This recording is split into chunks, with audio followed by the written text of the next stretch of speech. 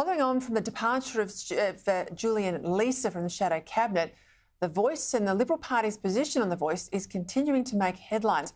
I might say many of these headlines are inherently misleading, fundamentally misrepresenting the Liberal Party's position.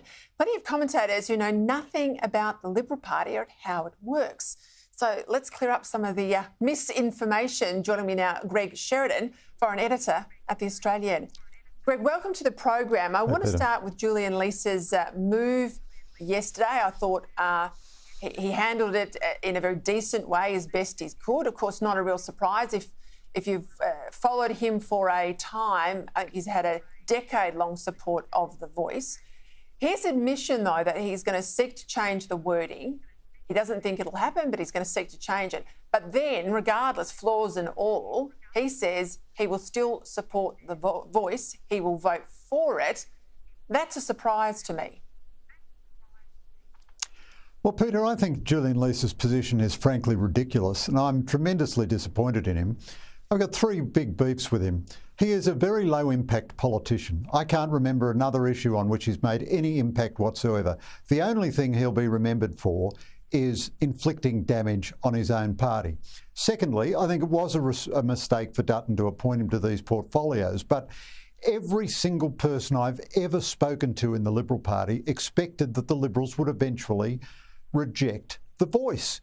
Now, Leeser is not a fool. He must have known that. So he embraced this portfolio, either he always intending to resign or never having made a proper commitment to solidarity. And then thirdly, like so many Liberals, he displays no regard for the party. I mean, Julian Leeser would be nothing in Australian politics without the Liberal Party. But all of these Liberals, they have a Winston Churchill complex. They think their own personal story is central to the national destiny, and so they'll do anything to burnish their own personal story. And then finally, there is the sheer illogicality of his position. At the National Press Club, he outlined all the reasons why the government's proposal was disastrous and all the permanent damage it would do to the Constitution. And yet he said, no matter how bad it is, even if they make it worse, I'm still going to vote for it, come what may. Now, I think you add all that together and it is an incoherent, foolish, irresponsible position which just shows no regard for his colleagues, but which will, of course, make him a temporary hero in the left-wing media, and it may lead to a cascade of disasters which kills Dutton's leadership, and then the new leader, if he wants to show how woke he is, will appoint Julian to a very senior position.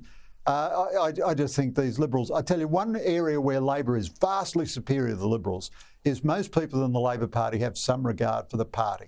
You don't see it much in the Liberal Party.